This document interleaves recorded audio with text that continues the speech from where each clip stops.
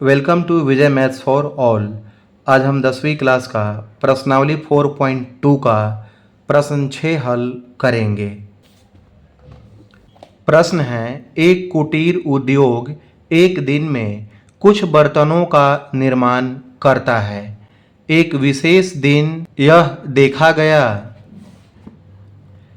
कि प्रत्येक नग की निर्माण लागत रुपए में उस दिन के निर्माण किए बर्तनों की संख्या के दोगुने से 3 अधिक थी। यदि उस दिन की कुल निर्माण लागत 90 रुपये थी तो निर्मित बर्तनों की संख्या और प्रत्येक नग की लागत ज्ञात कीजिए। प्रश्न में दिया है कि प्रत्येक नग की निर्माण लागत उस दिन के निर्माण किए बर्तनों की संख्या के दोगुने से 3 अधिक थी।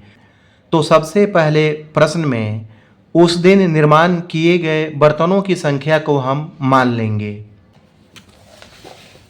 यहाँ हम लिखेंगे माना कि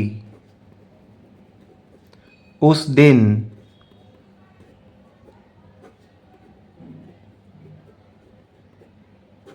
निर्माण किए गए बर्तनों की संख्या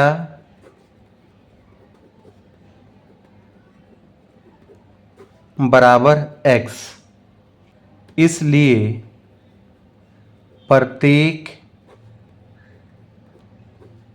नग की निर्माण लागत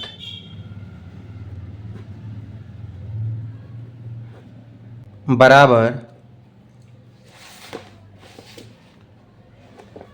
यहाँ पर प्रत्येक नग की निर्माण लागत दिया गया है उस दिन के निर्माण किए गए बर्तनों की संख्या के दोगुने से 3 अधिक थी। तो उस दिन निर्माण किए गए बर्तनों की संख्या यहाँ पर कितनी है? x है। तो क्या करेंगे, x में 2 से हम गुना करेंगे और +3 इसमें जोड़ देंगे।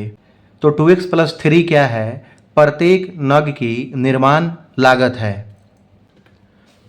और फिर प्रश्न में दिया है कि यदि उस दिन की कुल निर्माण लागत 90 रुपये थी, तो यहाँ पर हम लिखेंगे कुल निर्माण लागत बराबर, कुल निर्माण लागत क्या होगा? बर्तनों की संख्या में प्रत्येक नग की जो निर्माण लागत है इससे गुना कर देंगे। यहाँ लिखेंगे x गुना 2x + 3, यह कुल निर्माण लागत है। और यहाँ पर प्रश्न में दिया है कुल निर्माण लागत है 90 रुपये। x गुने 2x + 3, 90 बराबर x से गुना करेंगे 2x में तो होगा 2x² प्लस x से 3 में हम मल्टीप्लाई करेंगे तो होगा 3x। 90 को बराबर के दाईं तरफ ले जाएंगे तो क्या होगा? -90। 2x² + 3x, 90 को इधर लाएंगे तो होगा -90 बराबर 0। अब यह द्विघात समीकरण के रूप में आ गया।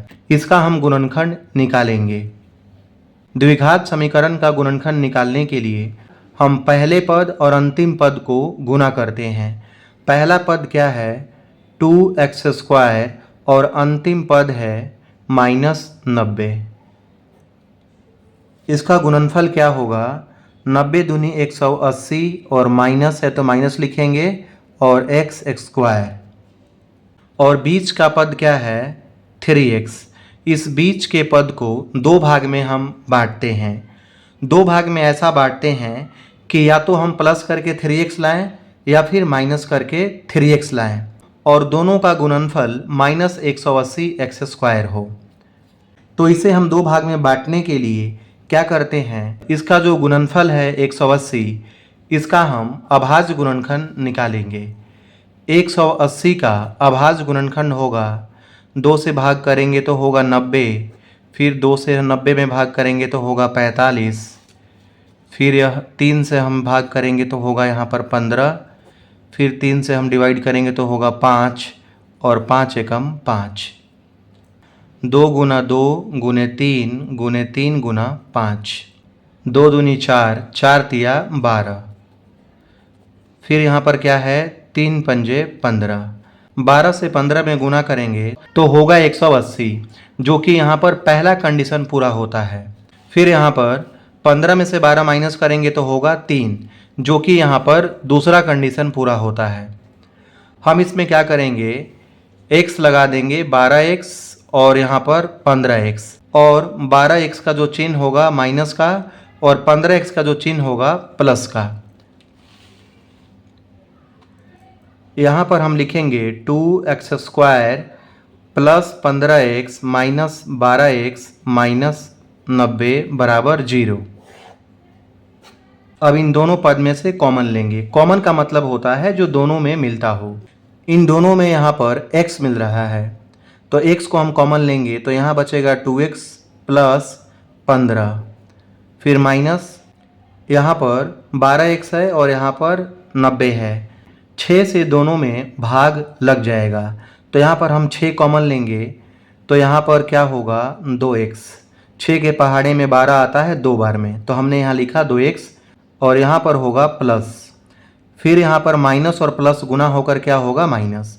6 से 90 में भाग करेंगे तो होगा 15 बराबर 0। अब यहाँ है 2x प्लस 15 और यहाँ पर भी है 2x प्लस 15। 2x प्लस 15 हम क्या करेंगे, कॉमन ले लेंगे तो यहाँ बचेगा x और यहाँ बच जाएगा -6 बराबर 0। यदि 2x प्लस 15 बराबर 0, 2x बराबर 0 प्लस 15 को इधर लाएंगे तो होगा -15। 2x बराबर 0 में से 15 माइनस करेंगे तो होगा -15। फिर यहाँ लिखेंगे यदि x -6 बराबर, अच्छा फिर यहाँ हम लिखेंगे इसलिए x बराबर -15/2। x को यहाँ पर हमने उस दिन निर्माण किए गए बर्तनों की संख्या माना हुआ है। तो कभी भी जो बर्तनों की संख्या होगा नेगेटिव नहीं होगा, इसलिए हम यहाँ पर x का जो मान है -15/2 यह नहीं लेंगे। यहाँ पर है यदि x -6 बराबर 0, इसलिए x बराबर 0, -6 को इस तरफ लाएंगे तो होगा +6 और 0 में 6 प्लस करेंगे तो होगा 6। x का यहाँ पर मान क्या आ गया 6। इसलिए बर्तनों की कुल संख्या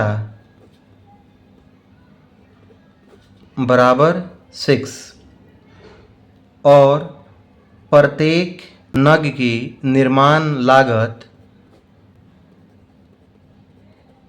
बराबर, प्रत्येक नग की निर्माण लागत क्या है यहाँ पर 2x प्लस 3।